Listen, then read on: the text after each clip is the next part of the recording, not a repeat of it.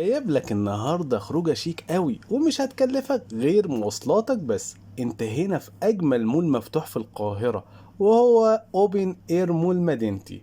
اول ما هتدخل هتحس انك سافرت بره مصر، والمفاجاه ان الدخول مجاني. ما تيجي اعرفك على تفاصيل المكان ده اللي معمول عشان يبهرك.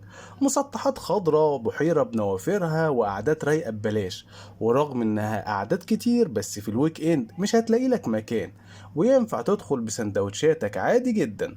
طب تروح ازاي المكان الرايق ده؟ هتركب المترو وتنزل سرايا القبة، هتلاقي اتوبيسات مدينتي هتوصلك لحد المول. بالمناسبة، تذكرة الباص ده هي اغلى حاجة في الخروجة دي، وفي اقل من 40 دقيقة هتكون في اكبر مول مفتوح في مصر. أول ما هتدخل هتتخطف من منظر الخضرة والنوافير والهواء النظيف، وهتلاقي كمان براندات وأكل وكافيهات، والتمشية نفسها هتبسطك جدا. حتى لو مصرفتش حاجة هتلاقي نفسك مبسوط. كان في صالة سينما وصالة ألعاب وسوبر ماركت وممشى حوالين البحيرة اللي في قلبها مطاعم وسط المية، أسعارها حقيقي سياحية.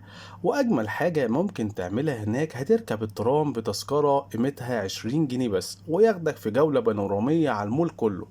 المنظر فعلا بياخدك هناك لعالم تاني خالص. من آخر، دي فسحة تعتبر مجانية، ومواصلاتها سهلة وجديدة، وتستاهل تجربها.